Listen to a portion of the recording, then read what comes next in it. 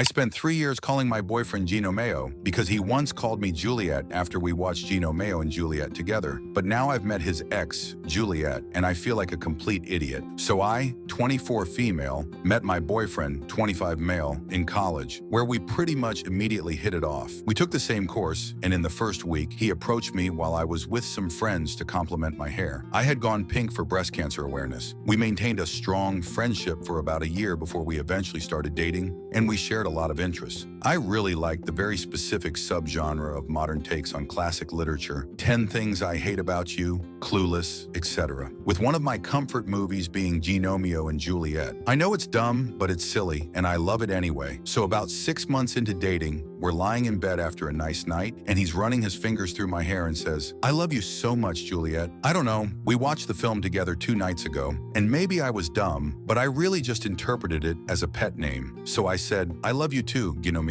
It picked up since then. Looking back, I should have known something was up by the way he apologized immediately. But for the next 3 years, I called him Gnomeo, thinking we had a pair of cute couples nicknames. It was a sweet little thing, and I even noticed my actual name had fizzled out of use with Juliet, Babe, and Baby taking its place, which I didn't mind at all. Well, 2 days ago, my boyfriend and I went to his brother's wedding, and I got to meet his ex while he split off to talk to his brother, being as she was a family friend since his childhood irk. I introduced myself as it was the first time, and she did the same and told me her name was Juliet. I immediately put it together, but didn't want to stir a scene at a wedding, so I played it off. Don't get me wrong, she was such a sweetie, and we didn't even talk about him once, even though she knew we were dating, which I actually really appreciated. I confronted him about it later that night when we'd gotten home, and he immediately admitted to getting my name mixed up with hers. Our names could not be more different on that night, and didn't know what to do when I misunderstood him and just went along with it. We've kissed, and he's called me Juliet, made love, and he's called me Juliet, gone out, and he's called me Juliet. He's called me Juliet in front of my parents, but I'm just now finding out he's been calling me by his ex's name. I feel sick, and I'm seriously considering breaking up, considering I've felt nothing but embarrassment since the other night. I just needed to get it off my chest. He says it doesn't matter since it's our nickname now, but the origin of it still sticks in my mind and I don't know what to do about it. Update,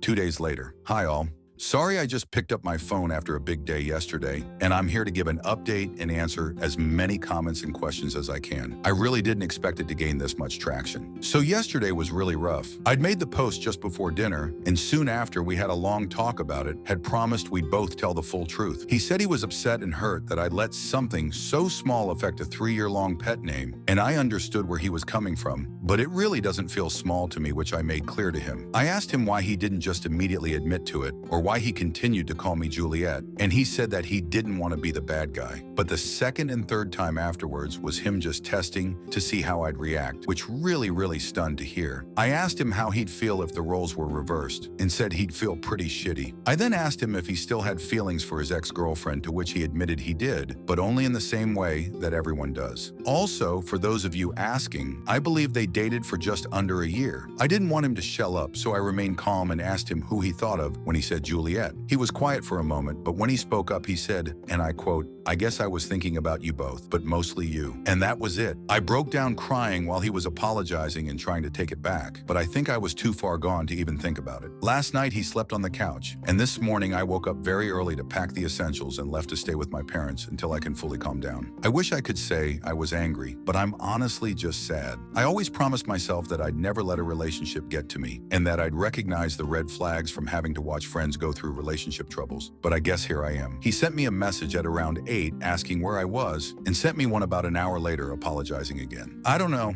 I'm really trying to be mature about this whole thing, but between the sobbing voice messages he's sending, something I really never expected to hear from someone who really presented himself as stoic, and what he's done, I'm truly just fighting the urge to block him and throw my phone out a window. But yes, that's where we are now. I'll do my best to respond to all your comments in the best way I can, but I find reading through them to be quite relieving, with many people giving me advice and support. I appreciate you all. Edit. Also, I thought I should mention for all of you who were confused, I use college as my sister said. That's what most of the world calls university. I started uni when I was just turning 20, as I'd taken a gap year to earn some money to rent out my own place. We met in my first year and had definitely not known each other for the 6 or 7 years people are estimating. Update in the comments a couple months later. Hi all, so sorry for the late update. Uni has been a sucker so far. To put it briefly, yes, I broke up with him. Not just because of the name, but because he lied about it and kept it hidden from me for so long, which is something I realized I could never forgive. Juliet reached out and let me know that he tried calling her about the situation to complain about how unreasonable I'm being, to which she hung up and blocked his number. She said some of the kindest things I've ever heard and extended a sincere apology, to which I said it's absolutely not your fault. We've since started catching up regularly, and I really feel like I've made a lifelong friend out of this, if anything. I told the rest of my family, who were all totally understanding about it. His were not. They said I was absolutely overreacting and that it was a simple mistake anyone could have made. Comments I have ignored. If it hurt me, it was hurtful. The only person who has reached out in understanding is his sister. This is something I've realized out of this. If something stings hard and makes you want to rip your heart out your chest, don't ignore it. Your feelings are your feelings and nobody else is to label. Someone can explain their side like he did, but at the end of the day, you should be your #1 priority. I can't stress this enough. I've started to focus on myself more and remembered how great it is to be single. I've noticed an increase in free time, pocket money, and freedoms I never really felt like I had before. Another thing, don't beat yourself up because you didn't see the red flags during an ended relationship. That isn't your fault. Love has a weird way of hiding the things you promised you'd see when you entered a relationship, something that you saw in all your friends dating and said that'll never happen to me. The important thing is to learn from your mistakes. Hindsight doesn't help much. With all the sappy stuff out of the way, I just wanted to say thank you all so much for being such wonderful supports. I'm moving on to greener pastures, and it's already starting not to hurt as much to think about. Love you all.